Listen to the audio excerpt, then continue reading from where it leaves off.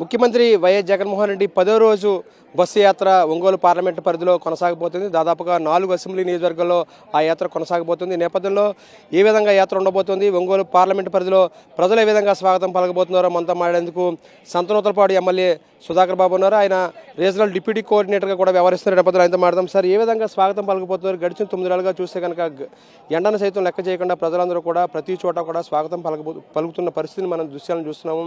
ప్రజలతో కూడా ముఖ్యమంత్రి మమేకమవుతున్న దృశ్యాలు కూడా మనం చూస్తున్నాం.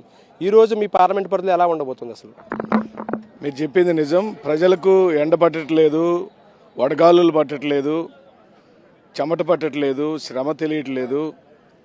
ఓ దేవుణ్ణి చూసినట్లుగా ఓ అభిమాన నాయకుడిని అత్యంత దగ్గరగా చూసే అవకాశం వచ్చినప్పుడు రాత్రి వారి క్యాంపులోకి వచ్చేసరికి సుమారుగా 9 గంటల 15 నిమిషాలు అయింది. 6 గంటల ప్రాంతంలో ప్రకాశం జిల్లా పరిధిలోనికి వారు ఎంటర్ అయినప్పటి నుండి 3:30 గంటల సేపు రోడ్ల మీద చిన్న చితక గ్రామాల్లో కూడా ప్రజలు పెద్ద ఎత్తున వచ్చి ఓ బ్రహ్మోత్సవం లాగా ఒక అతీతమైన మానవ శక్తిలాగా జగన్మోహన్ రెడ్డి గారిని చూడటం కోసం తప్పిస్తున్న విధానం చూస్తున్నప్పుడు ఆయన ఎక్కడికో అందుకోలేని స్థాయిలో ఈ రోజున భారతదేశంలో ఏ రాజకీయ నాయకుడికి లేని ప్రజాభిమానం జగన్మోహన్ రెడ్డి గారు సొంతమైంది. దానికి కారణం జగన్మోహన్ రెడ్డి గారు ప్రజల్ని ప్రేమించిన విధానం, ప్రజలు జగన్మోహన్ రెడ్డి గారిని ప్రేమిస్తున్న విధానం.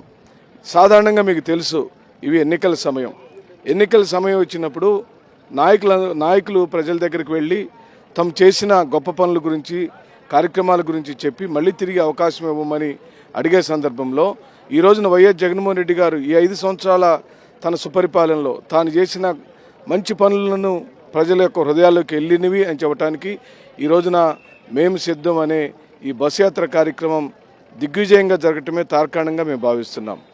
జగన్మోహన్ రెడ్డి గారిని చూస్తే చాలు అని చిన్న కుర్రవాళ్ళు కోరుకుంటారు, ఏళ్ళేస్తారు, చప్పట్లు కొడుతుంటారు, మాతో పాటు బైకుల మీద తిరుగుతున్నారు. కానీ మమ్మల్ని ఆశ్చర్యపరుస్తున్న సంఘటన ఏంటంటే, రోడ్డు మీద శివారుల గ్రామాల్లో ఉన్న 10 ఇళ్లలో ఉంటే 10 ఇళ్లకు సంబంధించిన వాళ్ళు రోడ్డు మీదకి వచ్చి ముసలితనంలో ఉన్న వాళ్ళు కూడా బండి వెనకాల పరిగెత్తాలని ప్రయత్నం చేస్తున్నారు, ఏళ్ళేస్తున్నారు, చప్పట్లు కొడుతున్నారు. ఇది మాకు ఎంతో గర్వంగా వైఎస్ జగన్మోహన్ రెడ్డి గారి నాయకత్వంలో ఈ పార్టీలో పనిచేయటం అనే మహద్భాగ్యాన్ని మాకు కల్పించినందుకు, ప్రజల యొక్క మన్ననలు మరి ఇంత పెద్ద ఎత్తున వారికి దక్కుతున్నందుకు ప్రజలకు కూడా మేము రుణపడి ఉన్నాం. మళ్ళీ తిరిగి వారు ఎన్నిక చేసుకోవడం అనేది సాధారణంగా జరిగిపోయే ప్రక్రియ, కానీ మాకు అసలు పోటీయే లేదని మేము భావిస్తున్నాము. సార్, మీరేమో పోటీ లేదంటున్నారు, మరోవైపునేమో చంద్రబాబు నాయుడు రోజుకో వివాదాస్పద వ్యాఖ్యలు చేస్తున్నారు. మొన్న వాలంటీర్ వ్యవస్థ మీద నిమ్మగడ్డ రమేష్ ద్వారా ఫిర్యాదు చేయించారు. ఆ తర్వాత పురంధేశ్వరి 22 ఐపీఎస్ ఆఫీసర్లని తప్పించాలంటూ ఆవిడ ఫిర్యాదు చేశారు. పవన్ కళ్యాణ్ పర్యటనలో వివాదాస్పద వ్యాఖ్యలు చేస్తున్నారు. ఓవరాల్గా చూస్తే కనుక 3 పార్టీలు కలిసి వస్తూ ప్రజల్ని కన్ఫ్యూజ్ చేస్తున్న విధానం కానీ, ప్రజల మీద వాళ్ళు చూపిస్తున్న విమర్శలు కావచ్చు, ఏం చెప్తారు? ప్రజలకు దూరం అయిపోయిన నారా చంద్రబాబు నాయుడు, ప్రజలకు సంబంధం లేని పవన్ కళ్యాణ్ గారు, ప్రజలకు ఏమాత్రం సేవ చేయని పురంధేశ్వరి గారు ముగ్గురు జతగట్టారు. నేనేం వాళ్ళ ముగ్గురిని వేరు పార్టీలుగా చూడటంలా. చంద్రబాబు నాయుడు నాటిన మొక్కలే ఈ రోజున పవన్ కళ్యాణ్ అయినా పురంధేశ్వరి గారైనా. కాకపోతే వేరు పార్టీలకు ప్రాతినిధ్యం వహిస్తూ అవాకులు చెవాకులు పేలుతున్నారు. ఈ రోజున 1వ తారీఖున ముసలి అవ్వలకు తాతలకు ఇంట్లోకి వెళ్ళి పెన్షన్ ఇచ్చే వాలంటరీ వ్యవస్థని దుమ్మెత్తిపోసి నిమ్మగడ్డ ప్రసాద్ ద్వారా కోర్టుకు వెళ్ళి నిన్న హోమ్ డెలివరీ చేయాల్సిన పెన్షన్లు ఆపించిన నీచమైన చరిత్ర చంద్రబాబు నాయుడిది.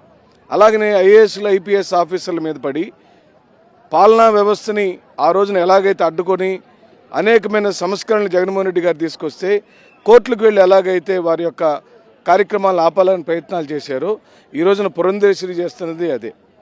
మీరు ఒక ముఖ్యమంత్రి గారికి కూతురు, ఒక మాజీ మంత్రి గారికి భార్య, మీకు ప్రోటోకాల్స్ తెలుసు, పరిపాలన తెలుసు. ఏ అధికారి కూడా ఎన్నికల సమయంలో కోడ్లను ఉల్లంఘన చేసి అధికార పక్షానికి కొమ్ముగాసే కార్యక్రమాలు ఎవరు చేయరు.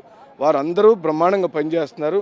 కాకపోతే అధికారుల మీద మీకున్న కుట్ర బహిర్గతమైంది ఈ సందర్భంలో. అలాగనే వాళ్ళకి సంబంధించిన ఎమ్మెల్యేలు కూడా, నిన్న కనిగిరి ఎమ్మెల్యేగా పోటీ చేస్తున్న తెలుగుదేశం పార్టీ క్యాండిడేటు, నేను ఒక వీడియో చూపిస్తాను మీకు, స్వయానా జగన్మోహన్ రెడ్డి గారిని వాడు అని సంబోధించారు. చాలా బాధ కలిగిందండి, చాలా బాధ కలిగింది. ప్రజలు ఒక రకంగా ఒక దేవుణ్ణి చూసిన కోణంలో బ్రహ్మరథం పడుతుంటే చూసి ఓర్చుకోలేని ఈ ఈ రోడ్ సైడ్ నాయకులందరూ జగన్మోహన్ రెడ్డి గారిని ఆ విధంగా తోలనాడించడం ఒక చంద్రబాబు నాయుడికి సొంతం. నోటికి ఏదొస్తే అది మాట్లాడిస్తున్నారు. కేవలం అన్నీ ఉన్న ఆకు అణిగిమణిగి ఉంటుంది, ఏమి లేని ఆకే ఎగిరెగిరి పడుతుందని. ఆయనకు అన్నీ ఉన్నాయి, ప్రజల బలం ఉంది, గుండె నిండా ధైర్యం ఉంది, మళ్ళీ గెలుస్తానన్న ధీమా ఉంది. కాబట్టి ప్రజల మధ్యలోకి వచ్చాడు, ఒక హీరోలాగా తిరుగుతున్నాడు. ఏ ఒక్క చోట కూడా వల్గర్ లాంగ్వేజ్ వాడలా. కానీ వాళ్ళు మాత్రం పదే పదే ఒక ముఖ్యమంత్రి గారిని వాడాల్సిన భాష కన్నా నీచాతి నీచమైన భాష మాట్లాడుతున్నారు. దానికి తగిన శాస్తి ప్రజలే చెబుతారు రేపు బ్యాలెట్లో. Thank you. ముఖ్యమంత్రి వైఎస్ జగన్మోహన్ మీద చేసిన విమర్శలకు ప్రజలే సమాధానం చెప్తారు. తమకు ఎవరు పోటీ కాదనేది ఎమ్మెల్యే సుధాకర్ బాబు చెప్తున్నారు. ఈ నేపథ్యంలోనే రాబోయే ఎన్నికల్లో మళ్ళీ ముఖ్యమంత్రిగా వైఎస్ జగన్మోహన్ రెడ్డి గెలుపొందారని కూడా ఆయన చెప్తున్నారు. వీడియో జర్నలిస్టు శివత కలిసి నాయకరావు, సాక్షి టీవీ, జీవికొండ క్రాస్ నుంచి.